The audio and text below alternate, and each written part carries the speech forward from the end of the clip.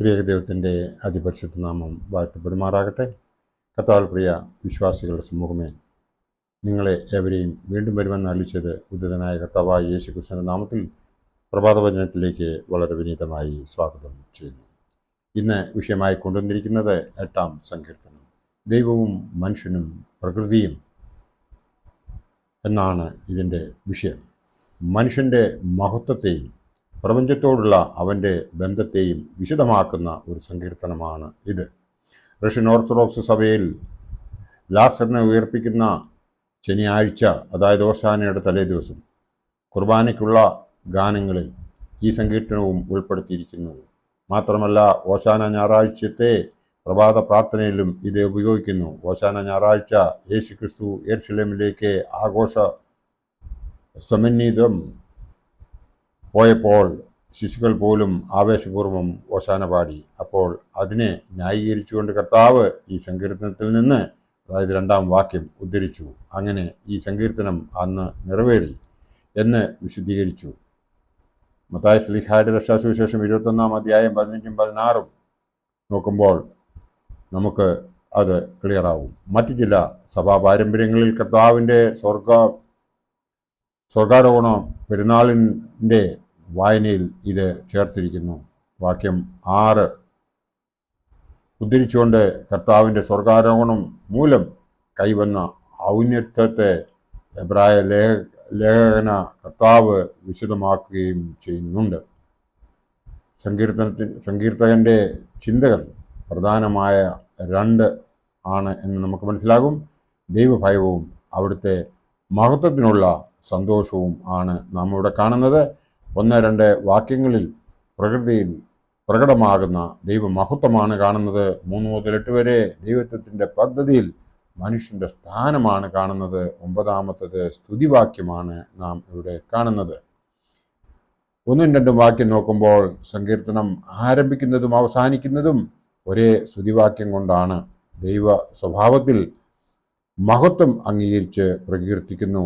ആ മഹത്വം സ്വർഗത്തിലും ഭൂമിയിലുമുള്ള ദൈവത്തിൻ്റെ സൃഷ്ടിയിൽ പ്രകടമാണ് എന്ന് നമുക്ക് ഇത് അപഗ്രഥിക്കുമ്പോൾ മനസ്സിലാകും. വാക്യം 3 മുതൽ 8 വരെയുള്ള വേദഭാഗം നാം നോക്കുമ്പോൾ നമുക്കതിൽ നിന്നും മനസ്സിലാകുന്നത് ദൈവത്തിൻ്റെ പദ്ധതിയിൽ മനുഷ്യൻ്റെ സ്ഥാനമാണ്. സൃഷ്ടിയിൽ വളരെ ചെറിയവനായ മനുഷ്യൻ്റെ ഔന്നത്യമാണ് സങ്കീർത്തനക്കാരനെ ആശ്ചര്യഭരിതനാക്കുന്നത്. പ്രപഞ്ച സൃഷ്ടിയെപ്പറ്റി ഉൽപ്പത്തിയിൽ വിവരിക്കുന്ന ഭാഗം സങ്കീർത്തനക്കാരനെ വളരെ സ്വാധീനിച്ചിട്ടുണ്ട് എന്ന് നമുക്ക് മനസ്സിലാകും. ഈ ഭാഗത്തെ സങ്കീർത്തനക്കാരനെ ആശ്ചര്യപ്പെടുത്തുന്നത് 2 കാര്യങ്ങളാണ്. 1, സർവ്വപ്രപഞ്ചത്തിൻ്റെയും സൃഷ്ടാവായ ദൈവത്തിൽ മനുഷ്യനോടുള്ള പ്രത്യേക പരിഗണന നമ്മൾ കാണുന്നു. 2, മനുഷ്യന് സകല സൃഷ്ടിമേലും അധികാരം നൽകുവാനുള്ള സ്ഥാനവും നാം ഇവിടെ കാണുന്നു. ഇനിയും നോക്കുമ്പോൾ ഏതാണ്ട് 3000 വർഷങ്ങൾക്ക് മുമ്പ് പ്രകൃതി നിരീക്ഷണത്തിൽ നിന്ന് ദാവീദിനുണ്ടായ പ്രതികരണം അതായിരുന്നെങ്കിൽ അതിനേക്കാൾ എത്രയോ അധികമായ ആശ്ചര്യവും അനുഭവവുമാണ് ഇന്ന് നമ്മളെ ഭരിക്കുന്നത്. ബഹിരാകാശ നിരീക്ഷണം ഇന്ന് കൂടുതൽ സാധ്യമായിരിക്കുന്നു. സൗരയൂഥത്തിൻ്റെ വ്യാപ്തി തന്നെ ആശ്ചര്യജനകമാണ്. എന്നാൽ അനേക ലക്ഷം പ്രകാശ വർഷങ്ങൾ കൊണ്ട് യാത്ര ചെയ്ത് എത്തേണ്ട എണ്ണമില്ലാത്ത ഗാലക്സികൾ ഉണ്ടെന്ന് മനസ്സിലാകുമ്പോൾ നമ്മുടെ അത്ഭുതം ശതഗുണീഭവിക്കുന്നു. ഈ ബ്രഹ്മാണ്ഡ കടാഹത്തെ മുഴുവൻ സൃഷ്ടിച്ച ദൈവം മനുഷ്യൻ്റെ കാര്യത്തിൽ പ്രത്യേകം ശ്രദ്ധിക്കുകയും കരുതുകയും ചെയ്യുന്നു എന്നുള്ളത് എത്രയേറെ ആശ്ചര്യകരമായ കാര്യമാണ്. വാക്യം 5 മുതൽ 8 വരെയുള്ള നാം നോക്കുമ്പോൾ ദൈവത്തിൻ്റെ മഹത്വമാണ് ഇവിടെ കാണുന്നത്. ഈ അണ്ഡകടാഹത്തെ മുഴുവൻ ഓർക്കുമ്പോൾ മനുഷ്യൻ എത്ര നിസാരൻ. എങ്കിലും മനുഷ്യന് ദൈവം നൽകിയിരിക്കുന്ന മഹത്വവും ഔന്നത്യവും എത്ര വലുത് എന്ന് വിവരിക്കുന്നു. അവനെ ദൈവത്തെക്കാൾ അല്പം മാത്രം താഴ്ത്തി തേജസ്സും ബഹുമാനവും അണിയിച്ചിരിക്കുന്നു. നിന്റെ കൈകളുടെ പ്രവൃത്തികൾക്ക് നീ അവനെ അധിപനാക്കി എന്നും നാം ഇവിടെ കാണുന്നുണ്ട്. അതിനുശേഷം ബാക്കിയുള്ള 9-ാമത്തെ വാക്യത്തിലേക്ക് നാം നോക്കുമ്പോൾ നമുക്ക് അതിൽ നിന്നും മനസ്സിലാകുന്നത് സ്തുതിവാക്യമായിട്ട് ആണ്.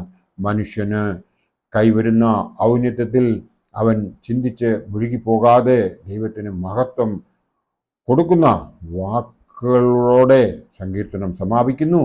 ആരംഭിക്കുന്നതും ഈ വാക്കുകളോടെയാണ്. എല്ലാറ്റിൻ്റെയും ആരംഭവും അന്ത്യവും ദൈവത്തിന് മഹത്വവും പുകഴ്ചയും സമർപ്പിക്കുന്നത് ആയിരിക്കണം. സങ്കീർത്തനത്തിൽ മനുഷ്യൻ്റെ ആധിപത്യത്തെക്കുറിച്ച് പറയുന്നു. അത് മനുഷ്യനായിത്തീരുന്ന യേശു ക്രിസ്തുവിൽ കൂടി പുനഃസ്ഥാപിച്ചിരിക്കുന്നത് കൊണ്ട് ക്രിസ്തുവിനോടുള്ള ഐക്യത്തിലും അവിടുത്തെ മഹത്വത്തിൽ നാം പങ്കുകാരാകുന്നതിനാലും നമുക്ക് ഈ ആധിപത്യം അന്ത്യത്തിൽ കൈവരും. അവസാനത്തെ ശത്രുവായ മരണം നീങ്ങിപ്പോകും. നാം അവനോടുകൂടെ നിത്യതയിൽ വാഴുവാൻ ഇടയാകുമെന്നാണ് പൗലോസ്ലീഹായും പറഞ്ഞിരിക്കുന്നത്. ഈ വേദഭാഗത്തു നിന്നും ഈ 9 വാക്യത്തിൽ നിന്നും നമുക്ക് കിട്ടുന്ന സന്ദേശം എന്ന് പറയുന്നത് സൃഷ്ടാവായ ദൈവത്തിൻ്റെ മഹത്വപൂർണമായ മഹിമയെപ്പറ്റിയും മനുഷ്യൻ്റെ ഔന്നത്യത്തിൻ്റെ ആധിക്യത്തെപ്പറ്റിയും സങ്കീർത്തനക്കാരനോടൊപ്പം നമ്മുടെ മനസ്സും ചിന്തിക്കേണ്ടതാണ്. അപ്പോഴാണ് നമ്മുടെ അധരങ്ങൾ സ്തുതിയും പുകഴ്ചയും ഉയർത്താൻ പ്രേരിതമാകുന്നത്. മനുഷ്യൻ്റെ മഹത്വത്തെപ്പറ്റി ഇത്ര വലിയ ഉൾക്കാഴ്ച വേറെ എവിടെയുണ്ട്?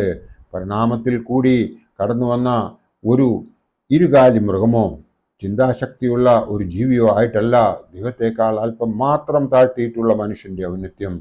ചിന്തിക്കുമ്പോൾ മനുഷ്യത്വത്തെ ചവിട്ടിമെതിക്കുന്ന, പുച്ഛിക്കുന്ന, അവഗണിക്കുന്ന ആ സമീപനം എത്ര വലിയ പാതകമെന്ന് ബോധ്യമാകും. മനുഷ്യൻ്റെ മഹത്വം, അതായത് തേജസ് നഷ്ടപ്പെടുമ്പോൾ അത് വീണ്ടെടുക്കുവാൻ ദൈവപുത്രൻ മനുഷ്യനായി അവിടുന്ന് മനുഷ്യത്വത്തിൻ്റെ പൂർണ്ണതയിൽ ജീവിച്ച് മരിച്ച് ഉയർത്തെഴുന്നേറ്റതിനാൽ പ്രപഞ്ച വസ്തുക്കളിന്മേൽ ആധിപത്യം പുനഃസ്ഥാപിച്ചു. എന്നാൽ അത് പൂർണ്ണമായിട്ടില്ല. ഭാവിയെക്കുറിച്ചുള്ള പ്രത്യാശ നൽകുന്നുണ്ട്. കർത്താവ് മേഘങ്ങളിൽ ആഗതനാകുമ്പോൾ പൂർണ്ണമായ വിജയം പ്രാപിക്കും എന്നാണ് ഈ സങ്കീർത്തനത്തിൻ്റെ സന്ദേശം നമുക്ക് തരുന്നത്. അതിൽ നിന്നും നാം ഓരോരുത്തരും മനസ്സിലാക്കേണ്ടത് നാം ദൈവത്തോട് ചേർന്ന് നിന്നുകൊണ്ട് എപ്പോഴും ഇടപെടാതെ പ്രാർത്ഥിക്കുകയും എല്ലാറ്റിനും